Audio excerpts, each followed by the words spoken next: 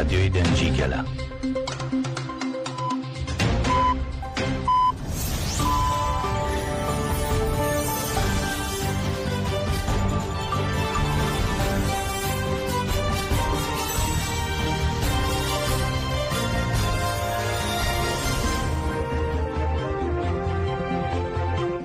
ئەم کاتتان باش بیسەرانی هێژە لا رادیۆ دەنگیگەلەوە بە یارمەتی هاوکارانم گەشتی هەواڵەکانی ئەمڕۆ هەینی 18 نیسانی 2025 تان پێشکەش دەکەین.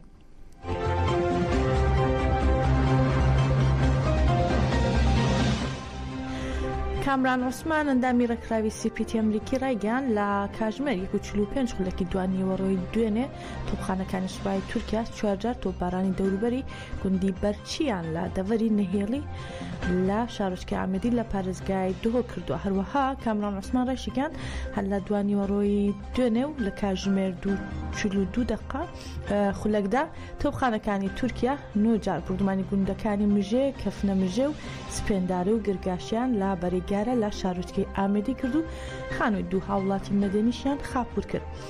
ئاجێی ئاماژەیە تۆپخانەکانی تورکیا تەنیان لا دوێنێ 13 جار تۆپبارانی گوندەکانی دەوروبەری شارۆچکەی ئامێدیان کرد و هیچ هاوڵاتێکی مەدەنی نەبووتە قوربانی.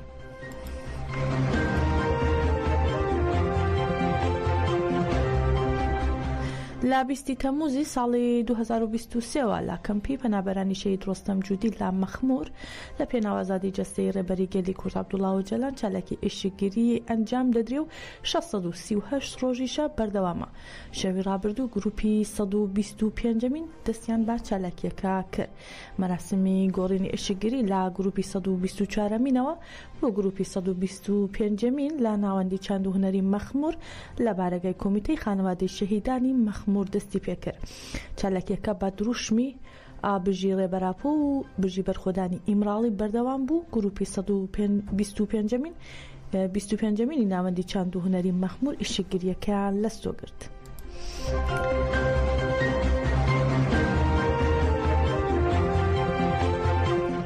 لە چەند شارێکی باکوور و ڕۆژهەڵاتی سووریا دژی ڕێگریکردن لە گەیشتنی کاروانی هاوکاریە مرۆیەکان بۆ خەڵکی کەناراوەکان چالاکیان ئەنجامدا. لە شارەکانی حەسەکە لەسەر ناوی پێکاتەکانی شارەکە ڕایانگەیان ئەو شتانی کە لە کەناراوەکانی سووریا دەقەومێت درێژەی ئازارێکی کۆنا.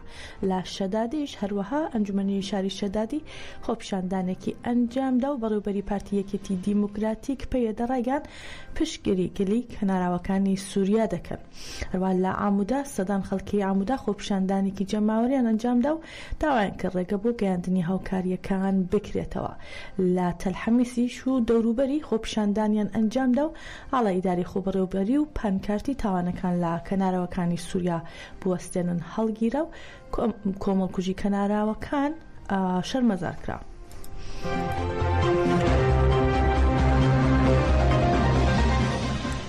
بە سەدان کەس لە هاوڵاتیانی کانتۆنی فرات بەرەو گەڕەکی مەشەنتوری و گوندی قەرەموغ لە ڕۆژهەڵاتی کۆبانی بەڕێکەوتن بە مەبەستی سەرخۆشیکردن لە بنەماڵێشی چیاگەر دیجلە و شیار هەرکۆت.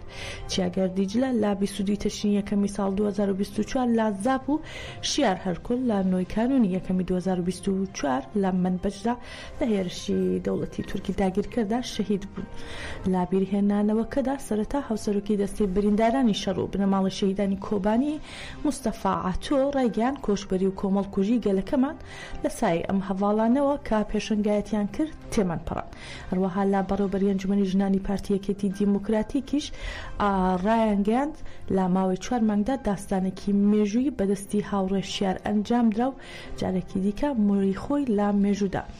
ئەجێ ئاماژەیە برایەکی شەهید دیجلا چیاگەر دیجلا هەروەها خوشکێشی کە ناوی دیجلا کۆبانیا لە هەمان کاتدا شەهید بوون و لە هەمان کاتە شیار هەرگوڵیش کە باوکی ئیسماعیل جەزاری و برایەکی شیار قەرەموغا شەهید بوون.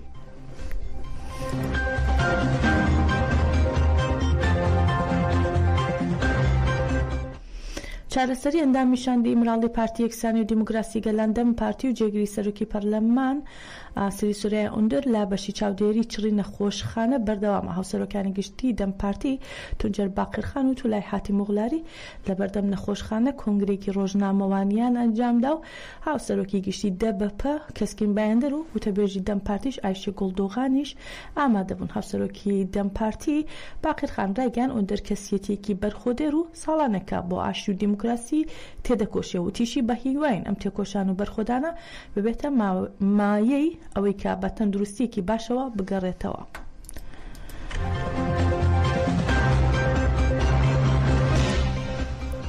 هاوسەرۆکی شارەوانی جەزیرە گولەر یەرباسان تونج ساڵێک و یەک مانگ زیندانیکردنی بەسەردا سەپێنرا. لە 25 تەشرینی دووەمی ساڵی 2023دا لە ناوچەی قەلبانی شەرناخ بابۆنەی ڕۆژی تێکۆشانی نەتەوەی لا دژی توندوتیژی و دژی ژنان ڕاگەیاندراوێک توندتیژی دژی ژنان ڕاگەیاندرا و هاوسەرۆکی شارەوانی جەزیرە گولەر یەرباسان تونج لەگەڵ چەندین ژنی دیکە بەشداریان لە ڕاگەیاندراوەکەدا کرد و لەوێدا گولەر تونج بە تۆمەتی لە دژی یاسایی ڕێپێوان خۆپیشاندان و کۆبوونەوە ڕاپەڕیوە لەلایەن داواکاری گشتی لێپرسینەوەی لێکرا و تۆمەتنامەکە لا چوارچێوەی لێپرسینەوەدا ئامادەکرا و لەلایەن دادگای سزای قاڵبانەوە پەسەندکرا. دادگا بە تۆمەتی لە دژی یاسایی ڕێپێوان خۆپیشاندان و کۆبوونەوە ساڵێک و 3 مانگ سزای زیندانی بەسەر گولەر تونجدا سەپاند.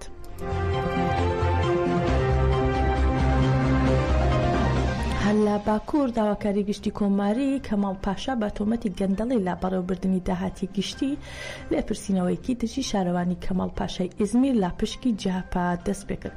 لەو چوارچێوەیەدا بڕیاری دەست بەسەرکردن بۆ 5 کەس درا لەوانە جێگری سەرۆکی شارەوانی کەماڵ پاشا بەڕێوەبەری پێشووی بەشی کەلتور و هونەر و دوو کارمەندی شارەوانی و بەرپرسێکی کۆمپانیای ڕێکخستن.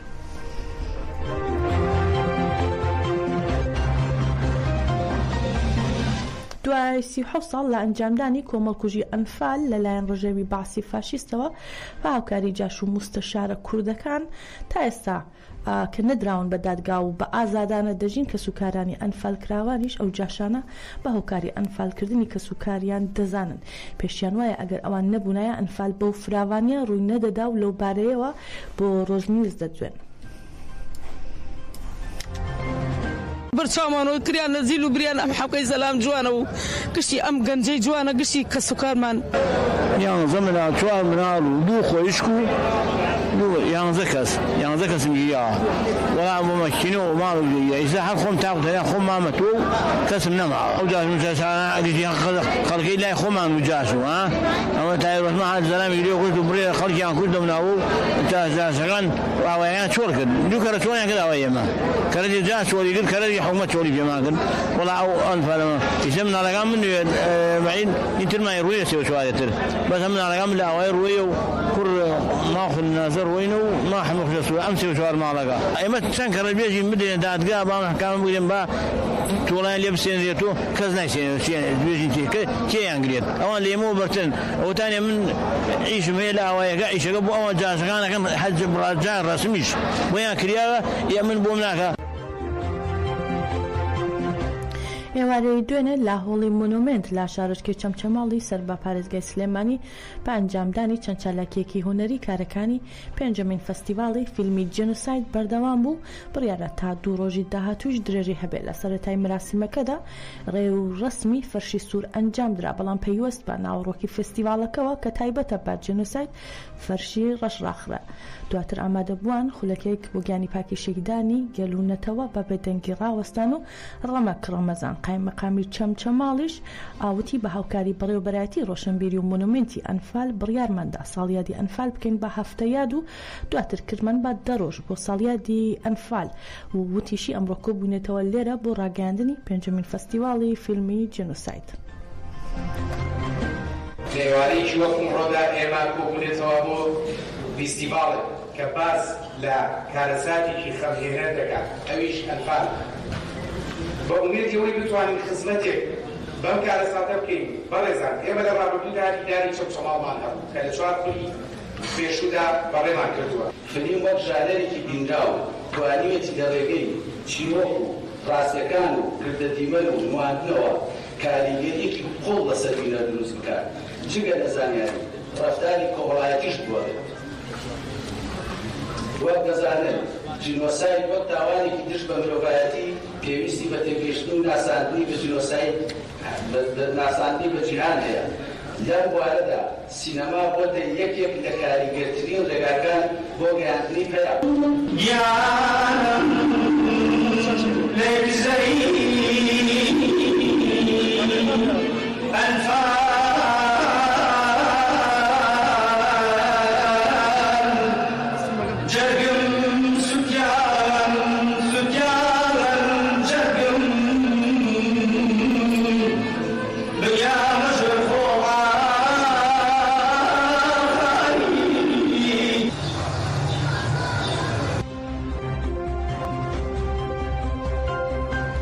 دوێنێ لا دۆڵی کەرسێ و چەند ناوچەیەکی دیکەی شنگال جەژنی چوارشەممەی سەری نیسان پیرۆزکرا. ئاهەنگی دۆڵی کەرسێ با پێشنگاتی داری خوبەرەوبەری شنگال بادروشمی بانگەوازی ئاشتی و کۆمەڵگەی دیموکراتیک وڵامە بۆ 73 کۆمەڵکوژی دژی زەدیان بە بەشداریکردنی هەزاران کەس پیرۆزکرا. هونەرمەندان و سیاسەتمەداران بەشدار بوو بۆ ڕۆژنیوز دەدوێن و پامی پیرۆزبایی دەدەن. عیدەکە کەڤنە بەلکی بەری هەزارێت ساڵە هەبوو هەتانێکی دەنوها تێتە ژیانکردن ئالێ میتۆلۆجیا ئێزیدیادا. ئەم بێعیدێ هەموو ئێزدێت شەرقشان پیرۆزیتکن ئەم بێژن خودێ بکە عیدا خێرێ بە ئەم بێ عیدە ماڵبەتێت شەهیدا پیرۆزیتکن ئەم شەربانێت جا پیرۆزیتکن ئەم بێ عیدێ سەرۆکابۆ پیرۆزیتکن بێژن خودێ بکە ئەف عیدا خێرێ بە خۆسەریا شنگالێ بە سەرکەتەنە گەلێ مەبە ئازادیە سەرۆکی مەبە. ئەم بێ ڕیسالێت گەهینە عالەمەکێ وجارەکاتی درێت دشمنەك نکاربێ ئێزدیال هەبوو دێ درێ ببان ئێزدی دەبێنی ماشەڵە ئیرۆ ئێزدی چای شنگالێ هەموو بێ دەشنێت بەڕابوونە هەموو یەک دەستی پیرۆزیا بێ دەشنێتکن ئەمیش ملەتێ خۆتخوازن خلالا قەناتێوەدا و ملەتێ مەبان دەشنافێ اتفاقی ببینێ وەکە خوسەریەکە شنگالێ وطل بە حەقی خۆ بکە لێئەن 10 سال سەر فەرمانە ئێزدیارە دەرباز بوون هەتان هو حقوقی ئێزدیا يوندايا أتانو حكومة عراق بشافكي مزن القضية إيزيديانا نيريا وحق حقوقي وان بديتي. سەبارەت بە دابەشکردنی پۆستەکانی کابینەی نوێی حکوومەتی هەرێم هەردووشاندی باڵای دانوسانکاری پەدەکە و یەنەکە لە سلێمانی کۆبوونەوە ئەگەرچی لەبارەی ناوەڕۆکی کۆبوونەوەکە تا ئێستا هیچ زانیاریەک بڵاو نەکراوەتەوە بەڵام باوتەی هەردوولا لا کۆبوونەوەی ئەم جارە زیاتر چوونەتە ناو وردەکاریەکان و گفتوگۆیان لەسەر دابەشکردنی پۆستەکانی کابینەی نوێی حکوومەتی هەرێم کردووە.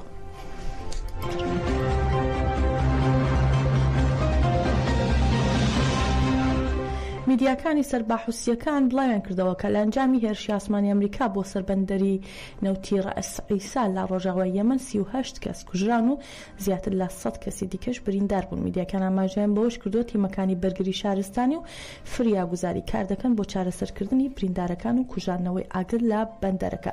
هەروە بڵاویشان کردوێتەوە کە کوژرا و بریندارەکان کارمەند و کرێکاری بەندەرەکانن.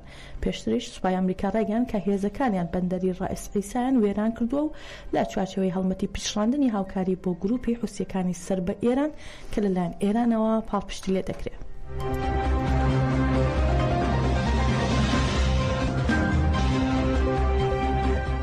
ڕۆژنامەی نیویۆرک تایمز بڵاوی کردوێتەوە سوپای ئەمریکا لا باکووری سووریا لا کۆی 8 بنکەی سەربازی سیانیانی داخستووە. ڕۆژنامەکە با پشتبەستن بە دوو بەرپرسی باڵای ئەمریکی بڵاوی کردوێتەوە سوپای ئەمریکا لا باکووری سووریا لا کۆی 8 بنکەی سەربازی سیانیانی داخست و ژماری سەربازانی لا سووریا کەم دەکاتەوە. هەروەها ئەمریکا لا چوارچێوەی پلانی داخستنی 3 بنکەی سەربازی لا کۆی 8 بنکە دەستی کردووە باکشانەوەی 400 سەرباز لا کۆی 2000 سەرباز.